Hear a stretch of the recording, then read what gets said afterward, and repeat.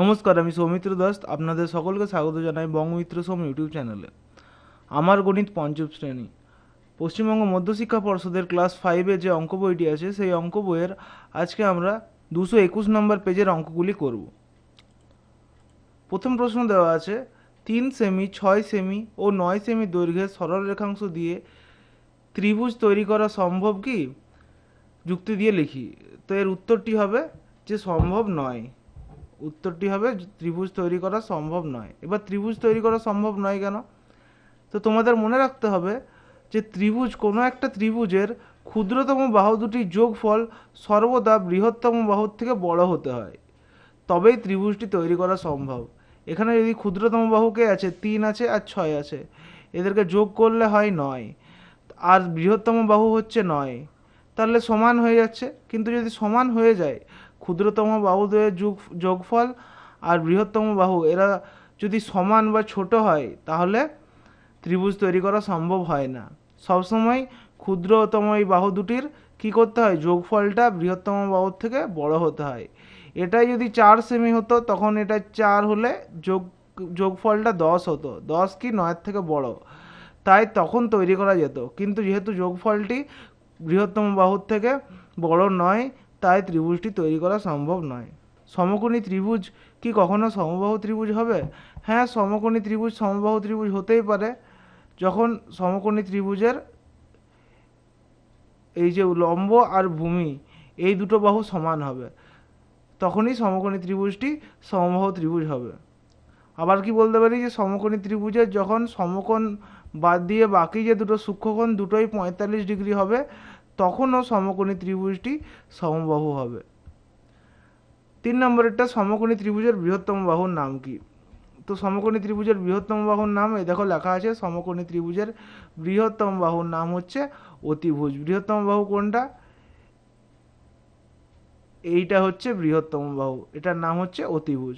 পরের কোশ্চেনটি বলেছে সমকোণী সমদ্বিবাহু ত্রিভুজের 3টি কোণের মান কি কি? তো এখনই তোমাদেরকে বলে দিলাম আমি। একটা সমকোণী ত্রিভুজের যদি সমদ্বিবাহু হয়, সমকোণী সমদ্বিবাহু যদি হয়, তাহলে একটা কোণ তো 90 ডিগ্রি হবে, আর বাকি দুটো কোণ, যেহেতু এই বাহু দুটো সমান, তাই কোণ দুটো সমান হবে, তাই জন্য এটাও 45 হবে আর এটাও 45 ডিগ্রি হবে। ঠিক আছে? তো কি পেলাম? 3টি কোণ কি কি হবে? একটা হবে 90 ডিগ্রি, একটা হবে 45 ডিগ্রি, আর একটা হবে 45 ডিগ্রি। বলেছে সূক্ষ্মকোণী ত্রিভুজ কাকে বলে? তো যে ত্রিভুজের তিনটি কোণের মান 90 ডিগ্রির থেকে কম, অর্থাৎ 3টি কোণই সূক্ষ্মকোণ। যেমন এটা ধরো একটা সমবাহু ত্রিভুজ, এটা 3টি কোণই 60 ডিগ্রি। অথবা আরেকটা তুমি এমন ত্রিভুজ অঙ্কন করেছো যেখানে 3টে কোণের মান, ধরো এটা হচ্ছে 30, এটা হচ্ছে ধরো 75, আর এটাও 75, তাহলে এরও 3টে কোণের মান কি 90-এর থেকে কম, এই 3টে সূক্ষ্মকোণ। তাহলে এই দুটোই কি ত্রিভুজ? সূক্ষ্মকোণী ত্রিভুজ। তাহলে তোমাদেরকে যদি জিজ্ঞেস করে যে সূক্ষ্মকোণী ত্রিভুজ কাকে বলে, তখন তোমরা কি লিখবে? যে ত্রিভুজের 3টি কোণের মানই সূক্ষ্মকোণ, সেই ত্রিভুজটিকে সূক্ষ্মকোণী ত্রিভুজ বলে। বলছে সমকোণী ত্রিভুজ কখন সমকোণী সমদ্বিবাহু ত্রিভুজ হবে? তো একটু আগেই বললাম যে কখন সমকোণী সমদ্বিবাহু ত্রিভুজ হবে, যখন সমকোণ সংলগ্ন দুটি বাহুর দৈর্ঘ্য সমান হবে। এই যে সমকোণ সংলগ্ন যে দুটি বাহু আছে, এদের দৈর্ঘ্য যখন সমান হবে, তখন সমকোণী ত্রিভুজটি সমকোণী সমদ্বিবাহু হবে। তাছাড়া এই যে সমকোণ বাদ দিয়ে যে দুটো কোণ আছে, দুটোই যখন 45 ডিগ্রি করে হবে, তখনও সমকোণী ত্রিভুজটি সমকোণী সমদ্বিবাহু ত্রিভুজ হবে। পরের কোশ্চেন বলেছে একটি ত্রিভুজের দুটি কোণের প্রত্যেকটির মান সমকোণ হতে পারে কি? তো এটার উত্তরটি হবে যে না, দুটি কোণের মান সমকোণ হতে পারে না, কখনোই পারে না। কারণ কি, আমরা জানি যে ত্রিভুজের 3টি কোণের সমষ্টি হচ্ছে 180 ডিগ্রি।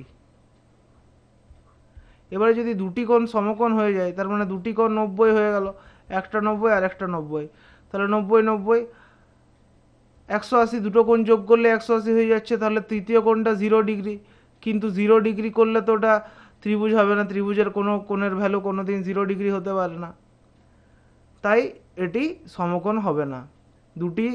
তাই একটি ত্রিভুজের দুটি কোণের মান কখনোই 90 ডিগ্রি হতে পারে না। আরেকটু তোমাদেরকে বোঝাচ্ছি, দেখো ব্যাপারটা। ধরো একটা জ্যামিতিক চিত্র আছে, একটা সরলরেখা টানলাম, এখানে 90 ডিগ্রি অঙ্কন করলাম, এখানে আবার 90 ডিগ্রি অঙ্কন করলাম। তো এই দুটো লাইন পরস্পরের কি হয়ে যাচ্ছে, সমান্তরাল হয়ে যাচ্ছে। এটা এদিকে বাড়তে থাকবে, এটাও এদিকে বাড়তে থাকবে, এই দুটো কখনোই মিলবে না। তাহলে এদের দ্বারা কি কখনো ত্রিভুজ তৈরি করা সম্ভব? ত্রিভুজ তৈরি করা সম্ভব নয়। তাই একটি ত্রিভুজের দুটি কোণের মান সমকোণ বা 90 ডিগ্রি হতে পারে না। ঠিক আছে, এটার উত্তরটি হবে না।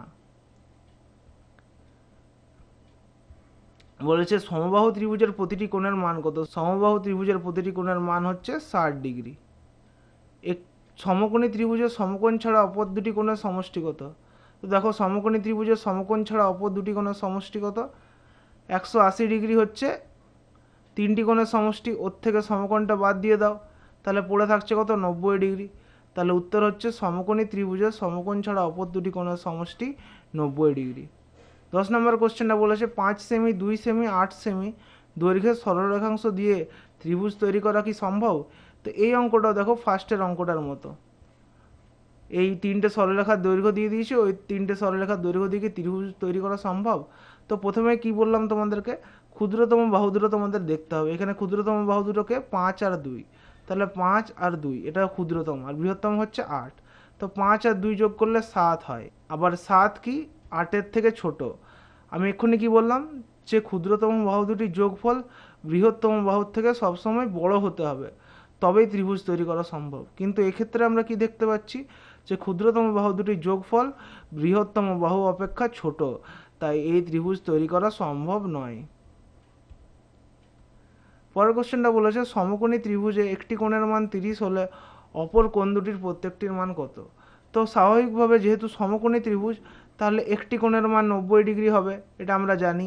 আর একটা কোণের মান বলেই দিয়েছে 30 ডিগ্রি। তাহলে অপর কোণটি, আরেকটা কোণ কত হবে? অপর কোণটি হলো, বা তৃতীয় কোণটি হলো, দেখো এটা দুভাবে তুমি বার করতে পারো। এক্ষুনি একটু আগে আমরা কি দেখলাম, সমকোণ ছাড়া অপর দুটি কোণের সমষ্টি 90 ডিগ্রি। তাহলে এই 90 থেকে যদি তুমি 30কে বাদ দিয়ে দাও, তাহলে তৃতীয় কোণ পেয়ে যাবে 60 ডিগ্রি।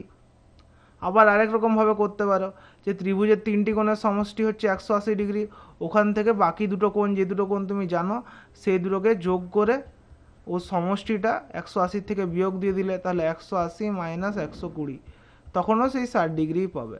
তাহলে অপর দুটি কোণের প্রত্যেকটির মান কত পেলাম? একটা পেলাম আমরা 90 ডিগ্রি, আর একটা পেলাম 60 ডিগ্রি।